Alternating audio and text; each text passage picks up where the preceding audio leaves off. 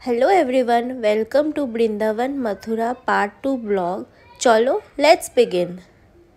আমরা সকাল 6:30টার দিকে রেডি হয়ে বেরিয়ে পড়েছিলাম বৃন্দাবনের দিকে টোটো করে। বেশি লেট করলে ভিড় বাড়বে ওইখানে। আমরা টোটাল 3টে টোটো চেঞ্জ করে বাঁকে বিহারীজি মন্দিরে পৌঁছেছিলাম। তারপর আমরা এখানে জুতো রেখে হাঁটতে শুরু করেছিলাম বাঁকে বিহারীজি মন্দিরের ওইখানে। স্টার্টিং এর দিকে ভিড় ছিল না, তারপর আস্তে আস্তে ভিড় বাড়ে ওইখানে। আমি তো আমার চশমা খুলেই হাঁটছিলাম ওইখানে, কারণ প্রচুর বাদর ছিল ওপরে বসে। বাঁকে বিহারীজির মন্দিরের এখানে প্রচুর ভালো ভালো দোকান ছিল, খাওয়া দাওয়া থেকে স্টার্ট করে মিষ্টির দোকান, ঠাকুরের জামা কাপড়ের দোকান। আমরা যত এগোচ্ছি মন্দিরের দিকে তত ভিড় বাড়ছে, ভিডিওতে সেটা আপনারা দেখতেই পাচ্ছেন। ফাইনালি আমরা মন্দিরে ঢুকে গেছি।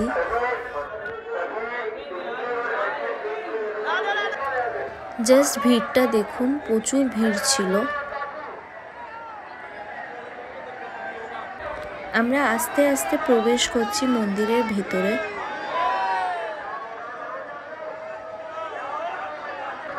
খুব সুন্দরভাবে সাজিয়েছে মন্দির, জাস্ট দেখুন। সেদিন বাঁকে বিহারী মন্দিরে ফুল নিয়ে হোলি খেলা ছিল, খুব সুন্দর আর আলাদা এক্সপিরিয়েন্স। আমরা 5-6 মিনিট ছিলাম ওইখানে, বেশিক্ষণ দাঁড়াতে দিচ্ছিল না কাউকে মন্দিরে।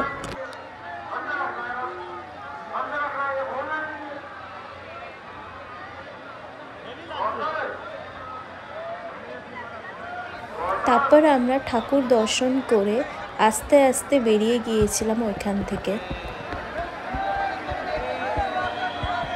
একবার মন্দিরটা দেখুন কি সুন্দরভাবে সাজিয়েছে হোলির জন্য। তারপর আমরা মন্দির থেকে বেরিয়ে গেছিলাম। এটা একটা আলাদা রাস্তা।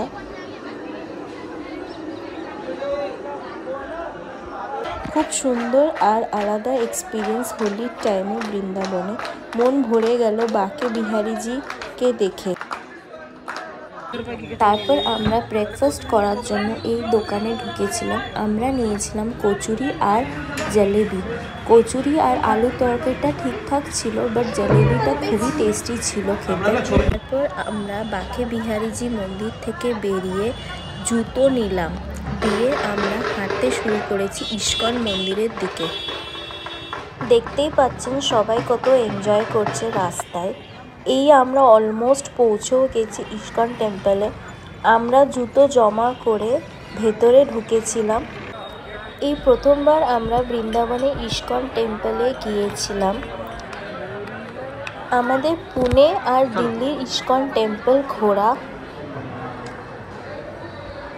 খালি ছিল বলে খুব ভালো করে দর্শন করতে পেরেছিলাম। ঠিক আছে, আমার খুবই ভালো লেগেছিল। তারপর আমি আমাদের বাড়ির লোকজনকে ভিডিও কল করে দেখাচ্ছিলাম।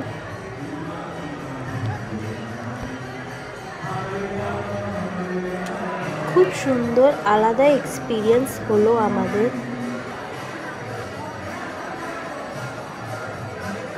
সামনে কীর্তন হচ্ছিল আর খুব সুন্দর লাগছিল।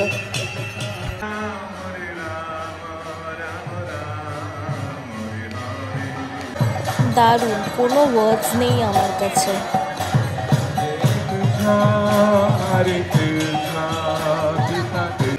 তারপর আমরা মন্দির ঘুরে এই মিউজিয়ামে ঢুকেছিলাম।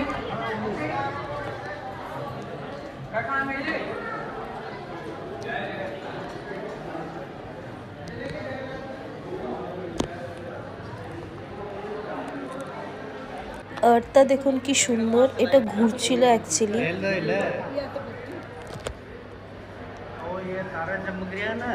অপূর্ব।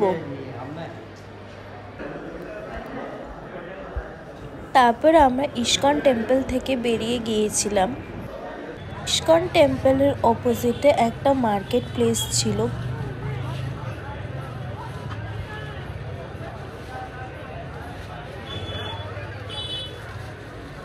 আমরা আমাদের বাড়ির লোকজনের জন্য অনেক কিছু কিনলাম এখান থেকে।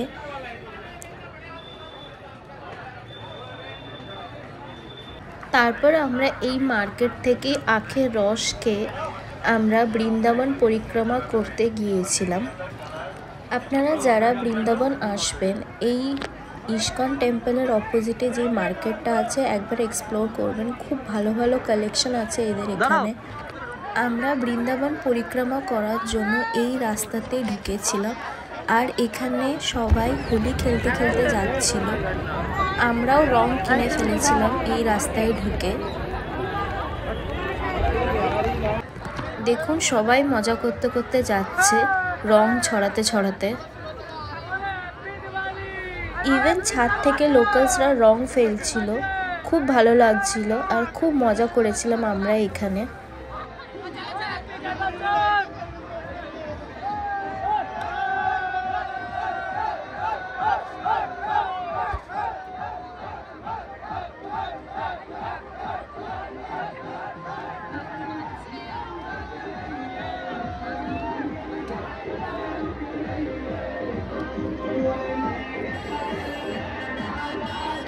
দেখতেই পাচ্ছেন ভিডিওতে সবাই কত এনজয় করছে। এটাই হলো বৃন্দাবনের হোলি।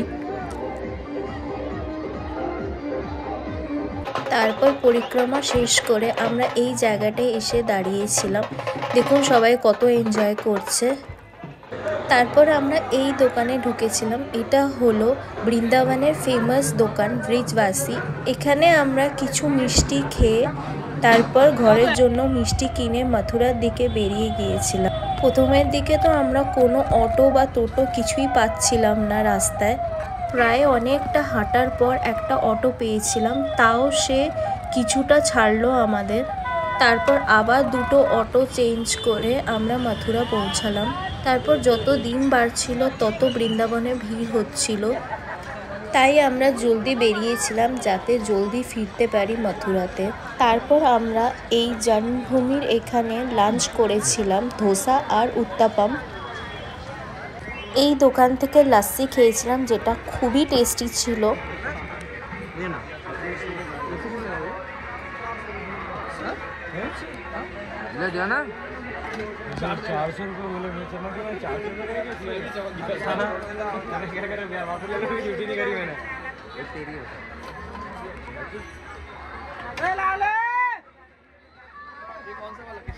আর বৃন্দাবনের লস্যি তো খুবই ফেমাস।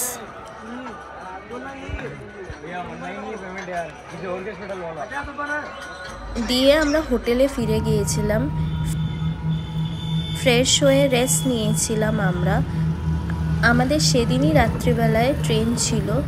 তারপর বিকেলের দিকে আমরা বেরিয়েছিলাম মথুরার মার্কেটে ঘুরতে। এটা একদম আমাদের হোটেলের কাছে ছিল। এখানে আমরা টুকটাক শপিং করে আইসক্রিম আর ফুচকা খেয়ে হোটেলে ব্যাক করেছিলাম। হোটেল চেক আউট করে আমরা স্টেশনের দিকে বেরিয়ে গিয়েছিলাম। রাত্রি 8:30টার দিকে আমাদের ট্রেন ছিল ব্যাক টু দিল্লি।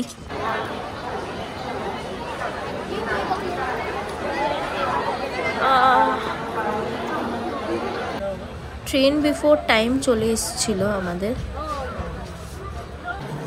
তারপর ওই 2 ঘন্টা অ্যারাউন্ড আমরা দিল্লি পৌঁছেও গেছি।